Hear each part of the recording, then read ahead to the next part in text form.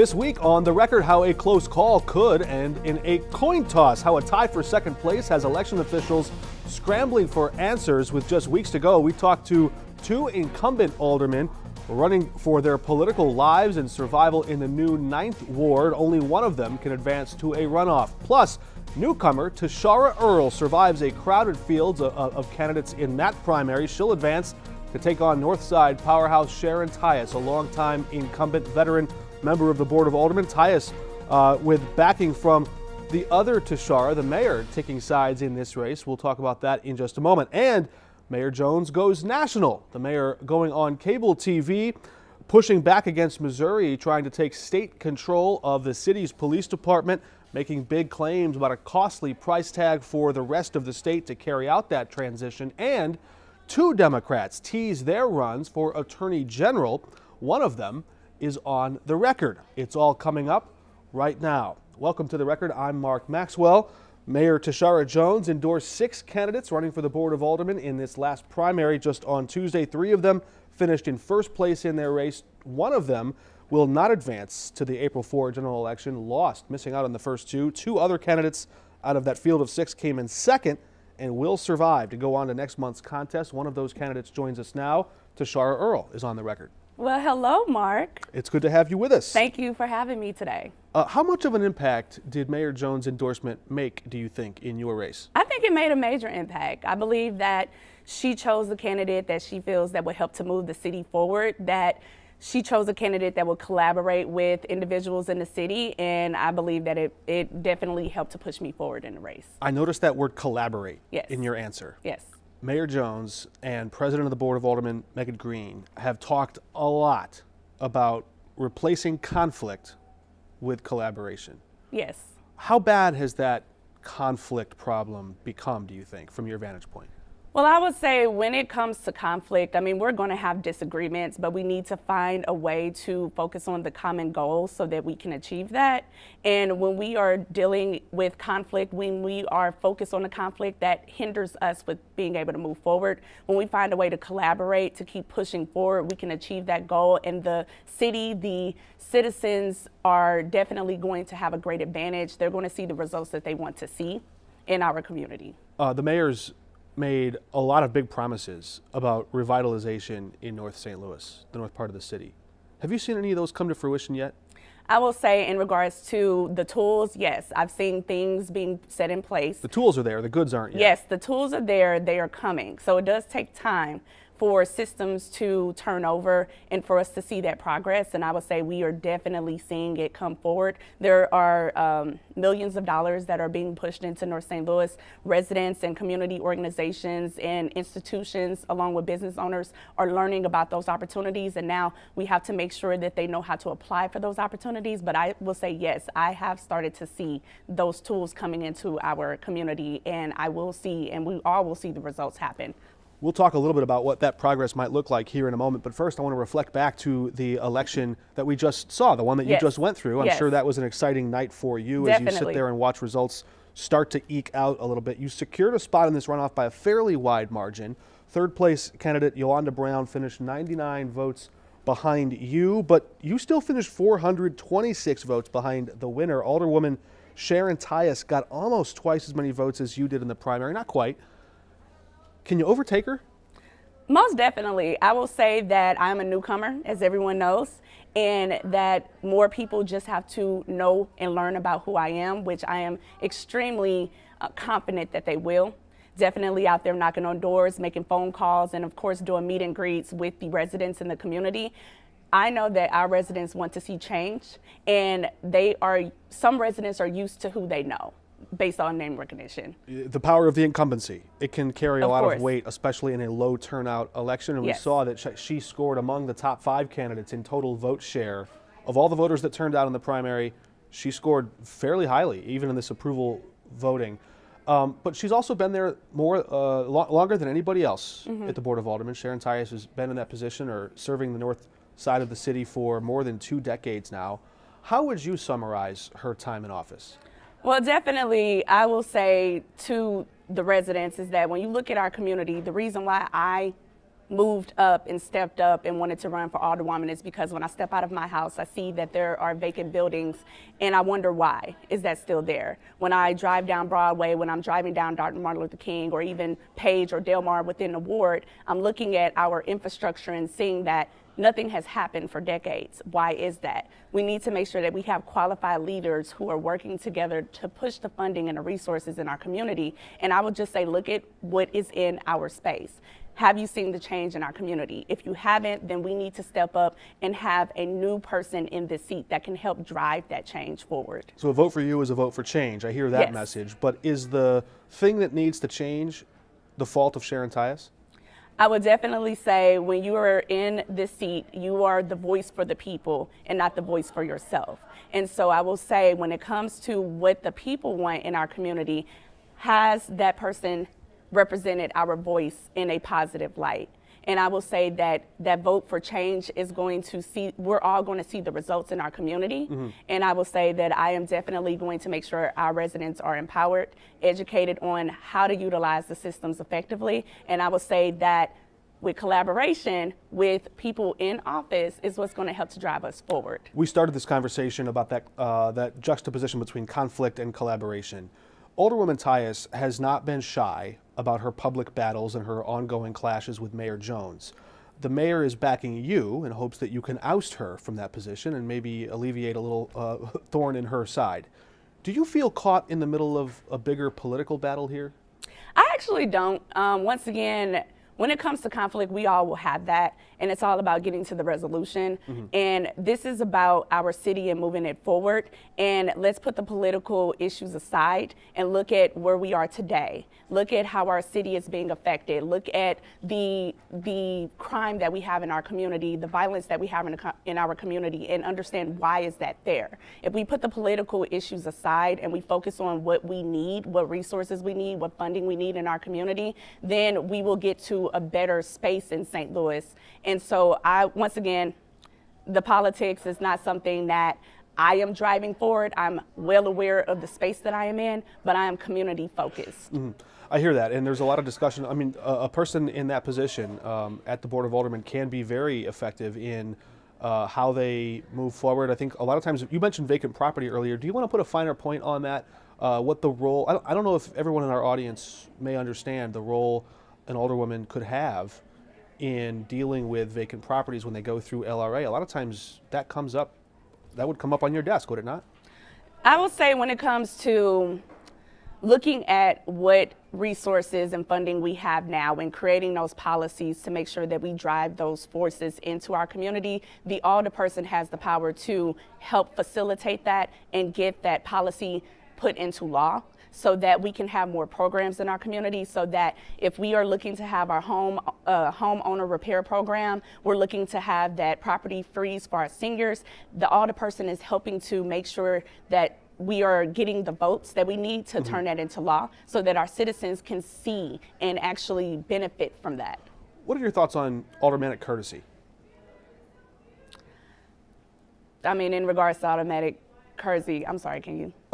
Yeah, there's ongoing discussion around development and the role. I mean, we've seen the cloud of corruption at City Hall. Some members of the Board of Aldermen have to greenlight projects before they can go, and they have a lot of input through either letters of support or through aldermanic courtesy. Oh, okay. How do you feel about that? Do you feel comfortable having that level of involvement in the direct development?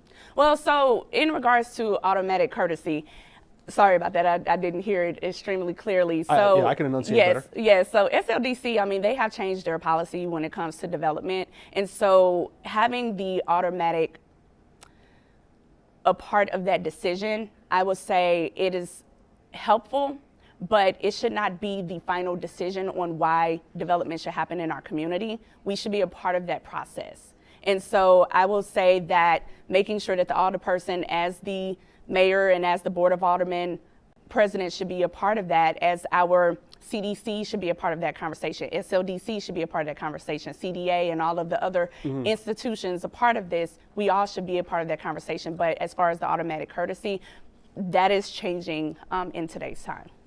There's always this discussion about balance of powers between the different branches, right? There's the mayor's office on the executive side and the Board of Aldermen on the legislative side. There's this the rhetoric and the narrative from the mayor's office is that we want to have collaboration. But often what that looks like, frankly, is a weaker Board of Aldermen. There are now fewer of them. There are now some people who think their hands are being tied. There is ward capital being diverted in ways that some wards would see less money.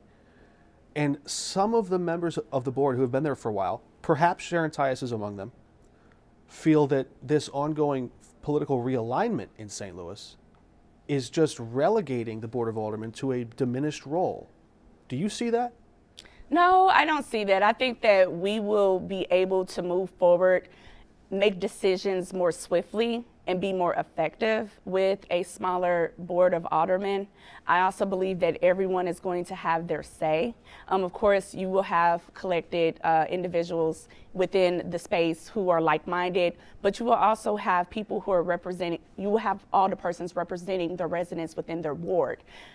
I will say when we all are coming together, looking at how our city is and where we want to be, we should always look at the conversation, have that conversation, and make sure that we are being the best voice for our residents in our community. But in addition, we have to highlight the inequity in our community and make sure that we are we are leveling out the playing field. I mean, I'm sure you heard of the quote, rising tide raises all boats. Well, we're kind of like lopsided, and so therefore we need to even out the playing field so that St. Louis can rise as a whole, and of course, in turn, we will have more people coming into our city. All right, we're going to have to leave it there. Thank you for coming on. I know that you're going to be pounding the pavement, knocking doors, Definitely. Because there's only 3.5 weeks to go or so before this next election date.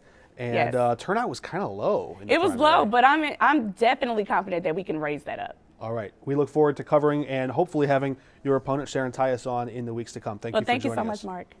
Aldergeddon goes to overtime in this primary. St. Louis City election officials are now up against this time crunch because early voting starts in 12 days. One race on your screen right now remains undecided. Look at that. Tina Peel and Michael Gross, both incumbent aldermen, with 868 votes apiece.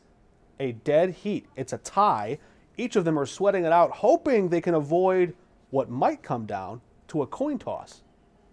It's pretty clear by the numbers that this was the most competitive race in the entire city. Incumbents Mike Gross and Tina Peel are stuck in a tie for second place in St. Louis's newly drawn 9th Ward. Only one of them can advance to challenge first-place finisher Michael Browning next month. We've not had a tie before. Election officials are still counting provisional ballots inside signed envelopes from voters who showed up at the polls without an ID. If those signatures match, the ballot could decide the race. But if not... Well, this is new territory, and we frankly don't know the answer to that. Since voters adopted approval voting with Proposition D, no campaign has ever contested a tie vote in court, making this literally unprecedented. If you certify a tie, how do you decide who wins? That's the question that we don't know. I mean, that's the question right now I don't know how to answer. Could this come down to a coin toss? I'm not going to answer that. I have no idea. Political science professor Anita Mannion said judges could look to past election rules in older city ordinances before voters adopted Prop D. I mean, based on the ordinances, it seems like it's a coin toss. I am taking this one moment at a time. Are you practicing your coin toss skills? And, if that's what it's going to be, I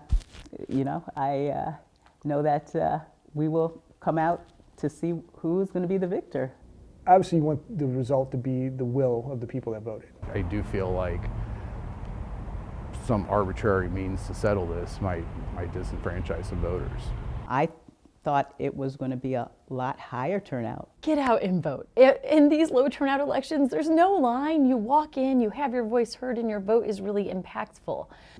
One vote could determine this, so every vote does count. It should be a wake-up call, really, for all of us that these elections are important, and voters shouldn't take it for granted. Candidates shouldn't take it for granted. We'll see what happens in the next couple of days with I'll just listen and drop. Counting of the remaining ballots.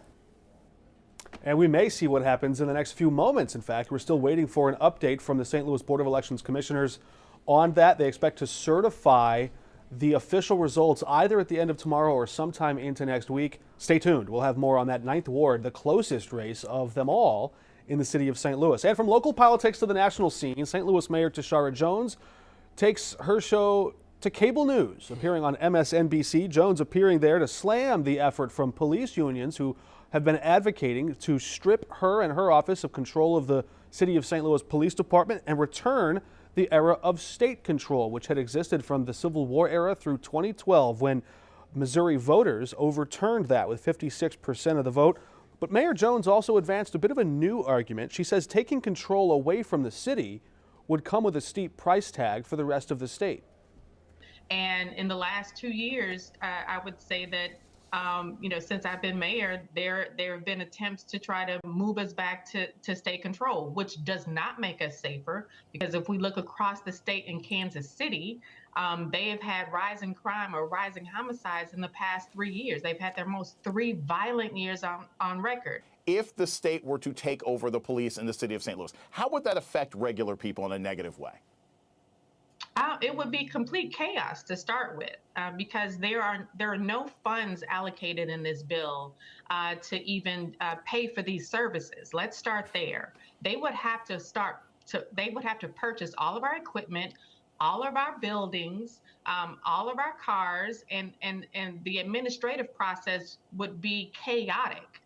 So let's start there. That we're talking hundreds of millions of dollars, and none of that has been allocated in either of these bills that are moving in the Senate or on the House side.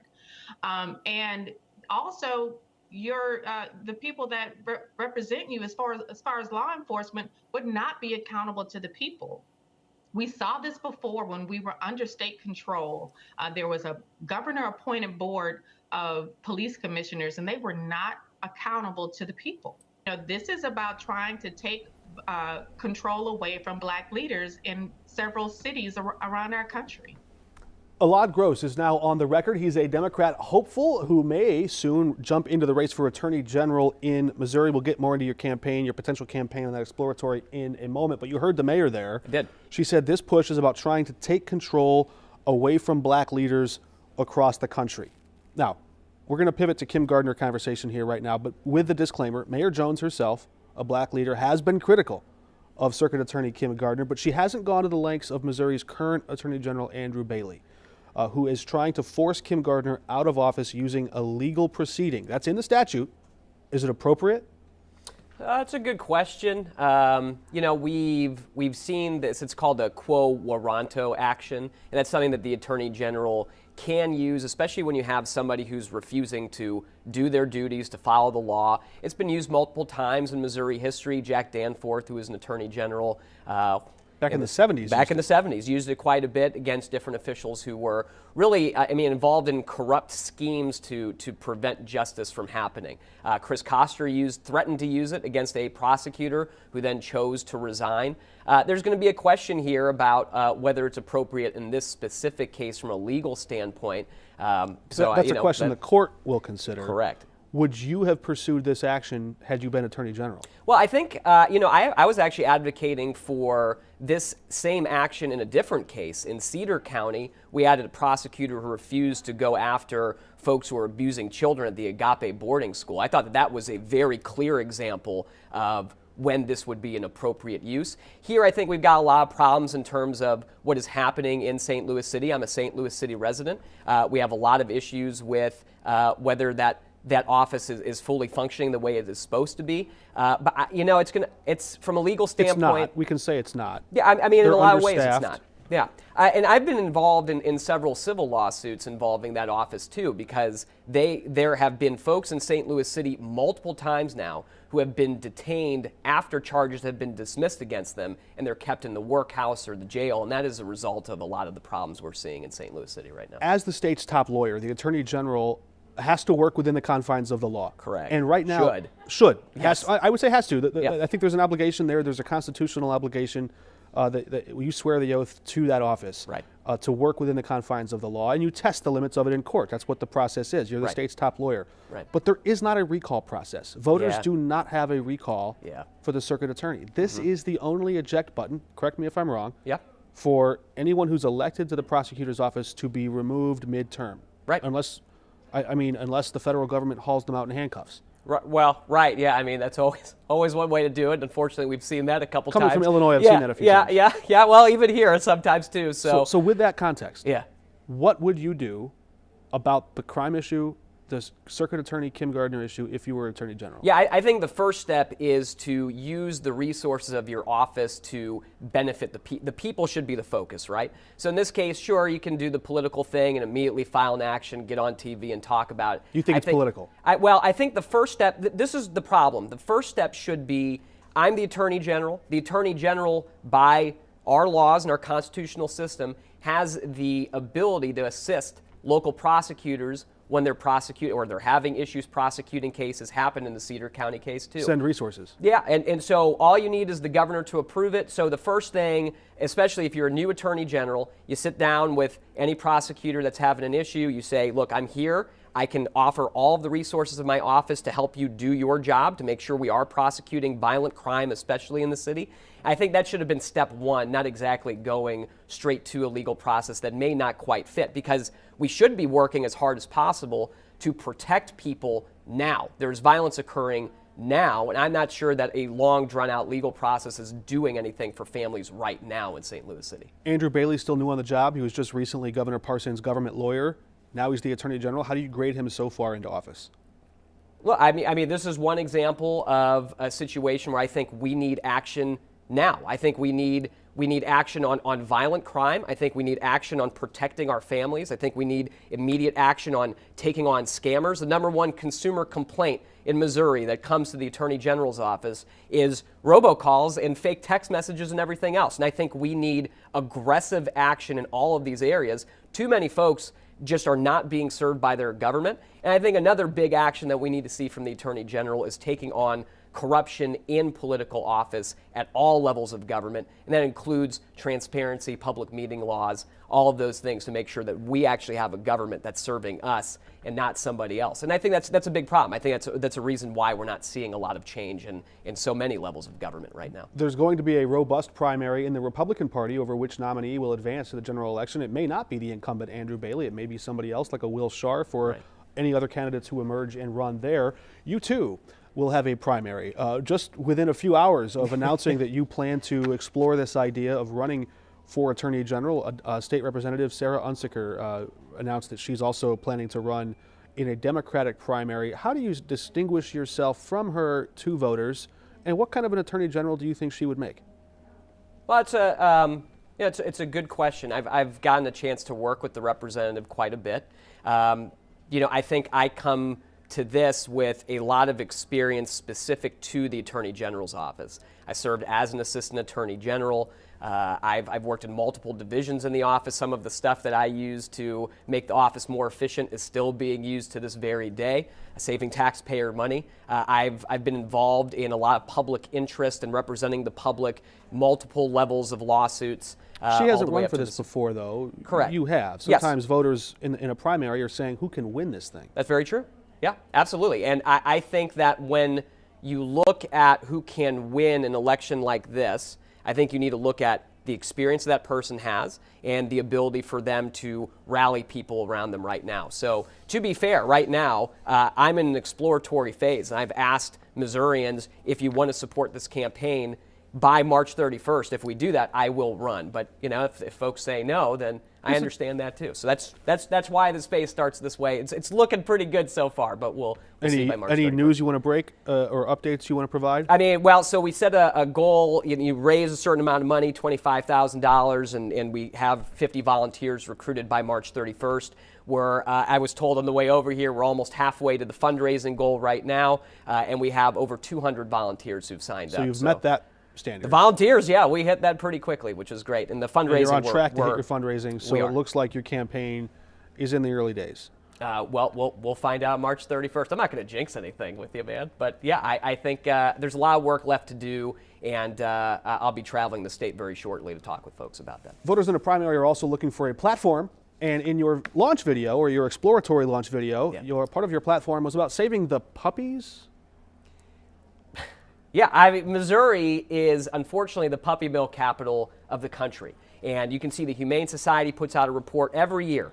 And we have some of the worst puppy mills in the entire country are housed right here in Missouri. And that term might conjure up thoughts or images for part of our audience. Some might not know what those conditions look like. Right. Well, it's unfortunately pretty terrible. I actually have, and in the video, one of my newest puppies, who was supposed to be my wife's puppy, but now hangs out with me all day. This little 8-pound thing is wasn't a puppy. Liberty Bell. Liberty Bell. I did. My wife Okay. did. It's a great Great name, name. though. Yeah, but she. But what is the scope of the problem as it exists for some of these, and the business owners? They don't like this term. No, they don't. Puppy mill. Well, then they shouldn't have the puppy mill in the first place. But it's an abusive environment where dogs are kept in very cramped conditions, and they're used to produce more dogs. And then you see those sold all the time. So, I highly recommend anybody watching this definitely go to your shelter before you start buying an animal. But this would be a part of your platform or your pursuit in office. To what extent? Like, how would that office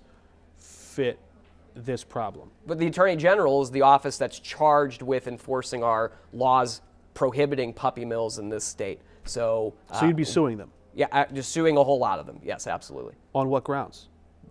That they're violating Missouri's laws against puppy mills. And there are some times where the attorneys, the current ones have done some cases on that, but oftentimes it's a slap on the wrist and folks are right back to doing it all over again. So I think you were also critical of the last Attorney General, Republican Senator now, Eric Schmidt, who sued some school districts. We saw a lot of discontent from parents during the pandemic, not only on school closure, but on school curriculum. I think parents just became a lot more plugged into, they're trapped in the same home with their kid, they're seeing all the lesson plans, and there was just more awareness, and I think there was some friction there. The Attorney General, now U.S. Senator, exploited some of that politically and pursued some of that, sued some school districts over the content being taught around race, around sex, around gender. Yeah. Have you seen a shift, a dialed down posture with this new Attorney General? He hasn't been on the job very long. I thought we were going to see that. He'd worked there for a little bit too, and gone on to work in different government positions. I thought it was going to be a little more toned down. I feel like his primary is pulling him more to the extreme side of things. So I am. But have you seen him sure. take action around content or curriculum in the classroom? He's been talking about it. I'm not sure how much action in general he's been taking on many issues, but Where would that issue rank for you if you were Attorney General? Well, I think I feel very strongly about this and have litigated this issue and still do. I do believe that every Missourian deserves to see what is happening in our government. You deserve to see what is happening in your classroom. And for years and years before I was a lawyer, I worked with parents throughout St. Louis City to have them more involved in the classroom. So I'm all for more involvement. I also think we need to support our teachers and our public schools in this state, but that's a conversation that we could talk about for quite some time too. If you maybe those conversations will come up next week on the record. Elad Gross, thank you for joining us. Thanks for having me. Next week we will have a lot more clarity on where things stand in that 9th ward with that tie. Is it a coin toss or does a ballot decide that race? And a lot more discussion about what's happening in your legislatures, both in Springfield, Illinois and Jefferson City, Missouri. Until then, we're off the record.